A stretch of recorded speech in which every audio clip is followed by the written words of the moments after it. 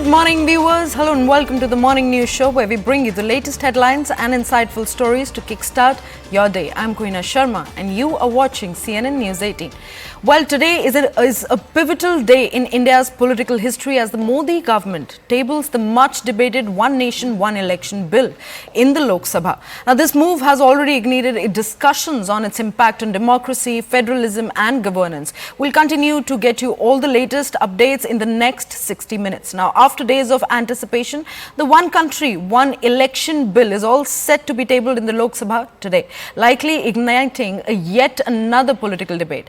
Now, the bill, which seeks to streamline electoral processes, has sparked fierce opposition from parties like TMC, Congress and the SP. Now, they argue that it undermines the principles of federalism. On the other hand, parties like Mayawati's BSP and BRS are now showing support, believing it could lead to better governance and more effective elections. Now, the government has strongly defended the bill, claiming it will reduce election-related expenditure. Now, as the debate continues to heat up in the parliament, the BJP has also issued a 3-line whip to all its Lok Sabha MPs, signalling their firm backing for the bill. If passed, it may soon be referred to a joint parliamentary committee for further review. The coming days will be crucial as this bill could reshape the electoral landscape of India. Now, to unpack the implications, we will be joined by our senior reporters to give us a perspective on the ruling party's strategy and another focusing and decoding the opposition stance. But before that, let's hear out the political reactions on this report. मैं इसका स्वागत करता हूं। आज़ादी के बाद 1952 में पहला लोकसभा चुनाव हुआ, फिर 57 में चुनाव हुए, 62 में चुनाव हुआ, 1967 में चुनाव हुआ। इन सभी चुनावों में लोकसभा और विधानसभाओं के चुनाव के साथ साथ होते थे और बहुत अच्छा चलता था। अब दिक्कतें हैं, साल भर चुनाव होते रहते हैं। उन चुनाव होने से हमारी फोर्सेज, जिनका काम है लॉ एंड ऑर्डर देखना, BSF उसको देखना, बॉर्डर देखना है, ITBP को चाइना बॉर्डर देखना है, तो तमाम हमारी फोर्सेस व्यस्त रहती हैं, नक्सलाइट एरिया में रहती हैं, वहाँ से निकाल कर लगाना पड़ता है। और जैसे चुनाव की शुरुआत होती है, आचार संहिता लग जाती है, जितनी विकास की योजनाएं हो जाती हैं बंद हो जाती हैं। अब वन नेशन वन इलेक्शन साथ साथ होगा, उससे समय की बचत होगी, धन का बचत होगा और देश विकास की पथ पर बहुत तेज आगे बढ़ेगा। There are too many flaws with the concept as it's presented at the moment. It fails to take into account why we even have the kind of slipping schedules we have today after we had begun in 1952 as one nation, one election. 52, 57, 62, 67, all the elections that the government wants to be on the same day were on the same day.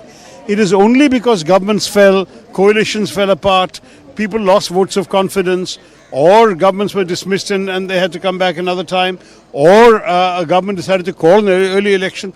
All these reasons can still happen in the future. So you go through the great trouble and expense of calling this new scheme, you may end up in exactly the same position within 20 years, which is what happened earlier. So the government needs to defend its own thinking a little better. Media के माध्यम से मैं देश की 140 करोड़ जनता को ये बोलना चाहता हूँ कि इस साल 2024 का जनरल इलेक्शन में बंगाल में जब चुनाव हुआ तो बंगाल जैसे राज्य में, प्रदेश में 7 दफ़ा में चुनाव किया गया। 2021 में जब विधानसभा के चुनाव हुए तब 2021 में बंगाल को 8 दफ़ों में चुनाव कराया गया। जो एक छोटा सा राज्य में 2 दफ़ा में, 7 दफ़ा में, 8 दफ़ा में चुनाव करवा रहे, वो कहाँ से 140 करोड़ का देश में 1 दफ़ा में चुनाव कराने की बात करता है।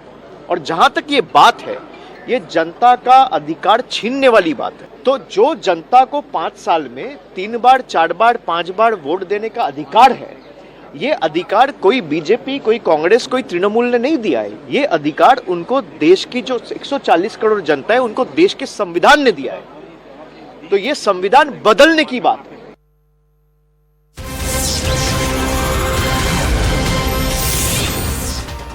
Well, this breaking input is also relevant to the ONOP bill, which is likely to be tabled in the Lok Sabha today. Now, the NDA parties like BJP, TDP, JDU and Shiv Sena issue whip in Lok Sabha. The NDA alliance is gearing up for a decisive day in the Lok Sabha with key partners BJP, TDP, JDU and Shiv Sena issuing 3-line whips to their MPs. This move also underscores the coalition's determination to ensure full attendance as the government prepares to table the crucial One Nation, One Election bill. Well, joining us on the broadcast is a set of senior correspondents who've been constantly tracking all the reports from the ground.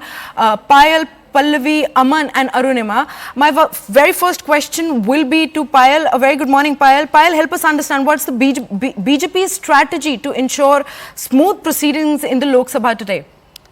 The BJP would like smooth proceedings on the floor of the House, and that's the reason the whip has been issued by them for their party MPs in the Lok Sabha essentially. But TDP, JDU and of course Shiv Sena have also issued a whip essentially, not only to make sure that there is a smooth passage in terms of introduction of the bill, but most importantly to have a show of strength. Remember, the opposition parties do understand that at this point in time, the government of the day does not have 2/3 majority to pass the bill in both houses, but they do have significant numbers.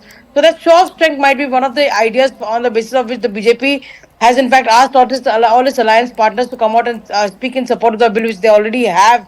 In that case, one of the first few advocates of this bill was Chandrababu Naidu. I remember way back in 2017 when the Prime Minister called for a meeting. Even then, Chandrababu Naidu had vehemently come out in support, saying this is going to help curbing black money, is going to help in, making governance the key. So that's something which one is really seen. But, opposition parties, Kohina also have a concern, essentially saying that, if you vote once in 5 years, then the remaining 5 years, your MPs or your MLAs are unaccountable to you because, they'll probably feel that there's no measure in which you can actually, pull them up or, ask them to prove their accountability. Right, Payal, thank you so much for bringing in all those details. I'll request you to stay with us on the broadcast as we are getting yet another breaking input. Now, this update is relevant to the Congress. Now, a 3-line whip has also been issued to all the Congress Lok Sabha MPs, mandating their presence too in the House for today's crucial proceedings. Well, the Congress has called a key meeting at 10:30 a.m. to discuss today's business in the House. Now, Pallavi Ghosh joins us on the broadcast with more details on this. A very good morning, Pallavi. Pallavi, help us understand. Congress is also issuing a whip to all the MPs. They are also trying to underline and underscore the fact that how important this day will be for them. Take us through all the details. Well, I think this is yet another instance where the opposition unity concept, Kohina, is going to be put to test. But what we are now learning from the India bloc sources, it's very, very clear that all of us are on it together. 100% we oppose the introduction and the passage eventually of the One Nation, One Poll bill. As far as the Congress is concerned, well, I think Jairam Ramesh also tweeted this a few days back. Mr. Kharge had on paper, in writing, at the Coven panel report, committee meetings, had made it very clear that the Congress opposes it tooth and nail on the grounds, one, that it's against the entire tenet and the idea of federalism. Second, it is anti-democracy because it's going to take away the rights of the states. In terms of that, it's going to be an attack on federalism. But also, what do you do when for example, certain state government has many more years to go, and how is their tenure going to be truncated? Won't it give an edge to the government which is in power at the center if simultaneous polls are being held? And why is there so much of a hurry? Now, the Congress party, you can see on the floor of the House, is going to resist it. Many notices have been given early this morning, one such given by Manish Tiwari, the Member of Parliament from Chandigarh of the Congress party. And in that notice, he talks about and cites instances from the earlier Supreme Court order, like the Keshav and Bharti case, which says essentially that the federal structure cannot be tampered with. And that is the ground on which the Congress and the rest of the India bloc are going to be opposing the introduction of the ONOP bill, as it's come to be called.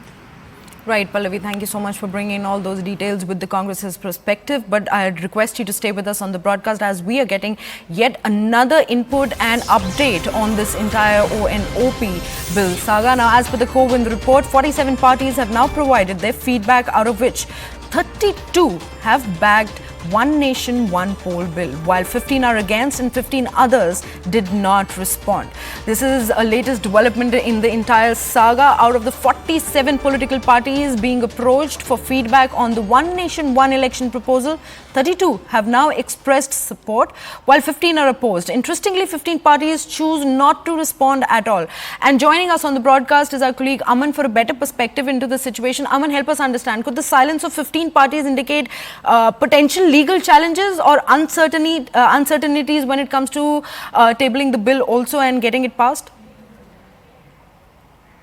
Well, Kohina, this input is from the Ramnath Kovind report, which was submitted a few months back to the government. The government accepted the report through a cabinet decision earlier last week, and now the ONOP bill is coming to Parliament today. This clearly shows that there is a clear political divide on both the sides, while the NDA parties are totally backing the One Nation, One Poll bill. The opposition, as Pallavi was explaining, the India bloc, the parties are clearly opposing it, but there are also many fence sitters. There are many regional parties which are fence sitters, which have either not expressed their opinion to the COVID report or are still, not decided on what to do about this, because this is obviously a contentious legislation. Also, another point in the COVID report was there that for this particular ONOP legislation, though it's a constitutional amendment, it does not require ratification from a majority of the state governments. This could become another controversial issue, because many of these regional parties are in fact in charge of many of these states, and they would want the state legislatures or the state assemblies to also ratify this bill and have a say there. But the Kovind report very clearly says that ONOP bill does not require a constitutional amendment. That said, Kohina, the bill is not, the implementation of ONOP is not expected to be a reality before 2034, because if you see the language of the bill that has been introduced by the government in Parliament, it says that the appointed date for kicking in the application of this bill only comes on the first sitting after a general election. The first sitting after a general election for this 2024 has already happened. It is not possible now to hold it. So the first sitting of the general after the general election will happen in 2029. So the One Nation, One Election is only expected to be a reality from 2034. But obviously there is a lot of politics over it, because many parties, especially the opposition parties, think that the BJP gets an undue advantage if Lok Sabha and state elections are all held simultaneously. We are now getting yet another breaking input on India bloc. Now, India bloc sources now revealing the fact that they have not ruled out option of approaching the top court. The opposition is questioning the hurry behind the move. Why the urgency in passing this bill? Does it aim to undermine the tenure of the officials with long service and periods? These are the latest inputs that we are tracking from the ground, where India bloc sources have now revealed that they have not ruled out the option of approaching the court. They have also pointed out that India bloc seeks to go to the court based on a copy of bill that has been circulated to them already. Now, Pallavi joins us on the broadcast. Pallavi, why the urgency in passing this bill, and does it aim to undermine the tenure of officials with long service periods? Is a constant thing that is coming from the opposition side. Take us through all the details on this.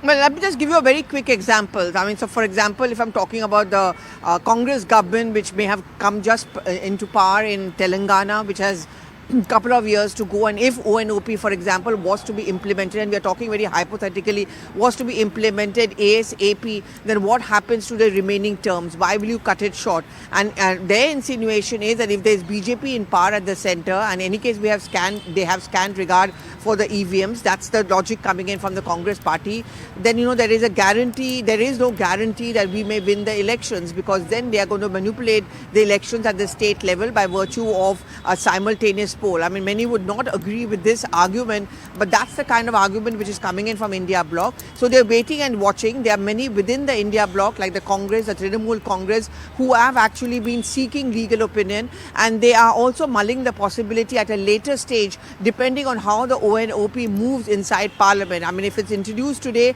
that is what India bloc sources are telling me, that there is no difference of opinion as far as we are concerned. We 100%, all of us, completely oppose the passage and introduction of this bill.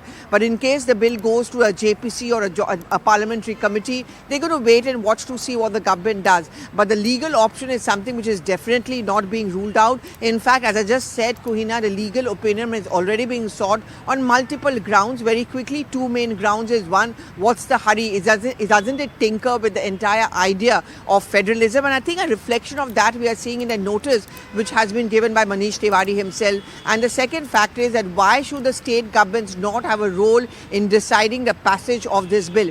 That again is a violation of the norms of federalism which is enshrined into our constitution.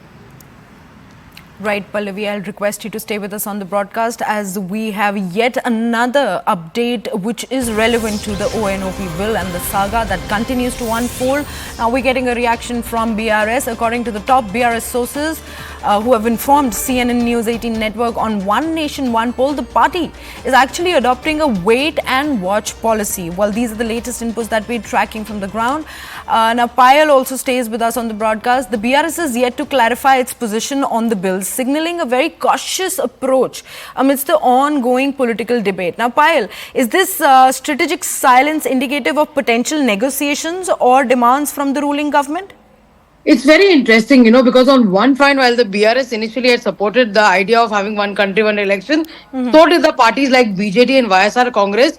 But the equations have changed after 2024, especially between the BJD and the BJP, and the YSR and the BJP after the BJP came into an alliance with TDP, which is a rival party in the state as well. So all these fence-hitter parties, which are not on either, which were initially not even on the side of the opposition, neither of the side of the ruling party, they maintain a very neutral stand. They essentially say that they want to see what the bill looks like, they want to see the final reading, they want to don't want to judge it right now, because they say they do not trust the intent of the government. They have to find out what exactly is the intent of the government. So once the bill is available in its form, once the report is submitted by the JPC, only then will they take a final call on the floor of the house. But there are significant parties, because the BRS has MPs in both houses. The BJD has about significant number of MPs in the Lok Sabha, I beg your pardon, in the Rajya Sabha, and so does the YSR Congress. So obviously that's something which they want to actually really wait and watch. They want to negotiate, because in a situation like this where you need 2/3 majority, every vote of every political party will count. Right, Payal. Thank you so much for bringing in that perspective. Now, let's bring in Arunima also, who's been constantly tracking all the details from the ground. A very good morning, Arunima. Arunima, the government is introducing two more key bills in today, the Constitution Bill and the Union Territories Law Amendment Bill 2024.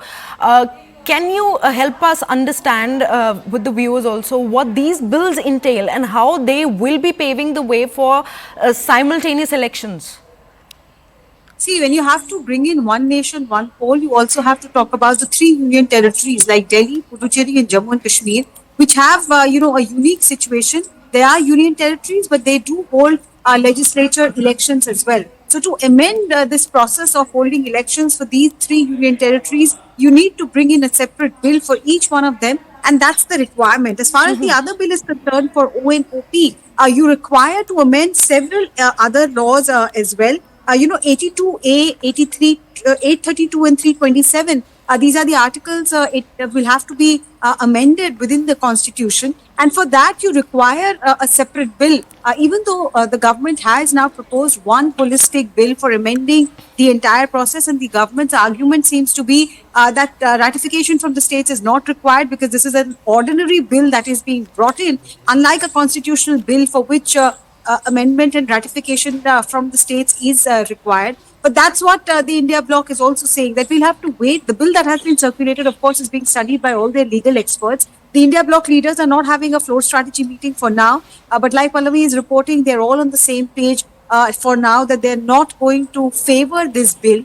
But the amendments that are brought in, if it goes to the JPC, it's very likely that Arjun Ram Meghwal, the law minister, will introduce the bill. There is a high possibility that some of the senior ministers of the Bharatiya Janata Party would also, apprise the Lok Sabha about what is the government's intention, post which the bill could be sent to the Joint Parliamentary Committee. So all these amendments to the three, NCT of Delhi Bill, Jammu and Kashmir Reorganization Act and the Puducherry Bill, all three along with the main ONOP Bill could be, sent for consideration of the JPC, post which a decision will be taken if, it requires further consideration of both houses, or if India bloc decides to mount a legal challenge. Right. Arunima, but help us also understand, with Pallavi also pointing out that majorly the India bloc is on the same page, but the opposition is also arguing the fact that one nation, one poll is undermining the federalism. From a constitutional standpoint, how valid are these concerns? It's not as if this country has not seen simultaneous elections for Lok Sabha and for assemblies at any point. That was the system for the first 1.5 decades after India got independence. Subsequently, because the terms of some of the legislative assemblies were forcefully ended by the centre, president's rule was imposed, that is what necessitated the need for separate assembly elections, and since then the trend has continued. What is now the reality is that like Lok Sabha elections are not simultaneously held with most of the assemblies. So, like Pallavi was also explaining, if there is one party which has just come to power, for example, you consider Jammu and Kashmir. Jammu and Kashmir has just had elections. If you want to bring in another set of elections now so that it is synchronized with the rest of the country, will the Omar Abdullah government be okay with that? They feel that this is an attempt to hit at the federal structure, to derail the opposition's narrative in the various state governments where they hold power, and that is why they are opposed to it. Legally, is the challenge valid or not? I think all the legal eagles of the India bloc, and they have quite a few legal brains within them, they're all going to study and see whether this bill goes to the Joint Parliamentary Committee and then take a vote. Right, Arunima, we do understand the given constitutional challenges that this bill will have. Now let's bring in Aman for a better perspective and more discussion. Aman, if referred to a joint parliamentary committee, this entire bill, what kind of amendments or debates should we expect to emerge from these consultations? Well, it will be a very, I would say, a divisive JPC, because as we have seen in the Waqf Amendment Bill, which in the last session was referred to a JPC by the government, and still now the JPC on the Waqf Bill has not been able to give a report because it is rocked by divisions within parties who are a part of the JPC, and they've got an extension now in fact till the next session. I would assume that the JPC on the One Nation, One Poll could also be a long affair, because anyways, as I said, the bill is not going to become a reality because before 2034, it is at least a decade away that we could see Lok Sabha and Vidhan Sabha elections simultaneously. As per the bill, only in 2029, after the elections in the first sitting of the Lok Sabha, will the appointed date of this bill be set. But yes, the government will take its time, I believe, with the JPC. Also, Kohina, one must understand that to do simultaneous elections, the Election Commission of India also needs to buy a huge number of EVMs and VVPATs. That is also a big process which could take at least 3 to 4 years for the tenders to be issued for these EVMs and VVPATs in this big number to be procured, manufactured and finally delivered to the government. So there are various logistical challenges also to a one nation, one election, and that is why I think the government also wants to discuss this issue threadbare in a JPC just to explain how this will work. The One Nation, One Poll in 2020, if this bill is passed in the present tenure of this government in 2029, on the first sitting of the Lok Sabha, an appointed date of 2034 will be set, and any state which goes to polls after 2029 as per the existing schedule will only have a limited tenure till 2024. For example, if a state polls in 2031, for example, it will only have a 3-year tenure, that government, till 2034. If somebody polls in 2030, they will have a 4-year tenure till 2034. And in 2034, similarly, all states and the center, Lok Sabha will have simultaneous elections.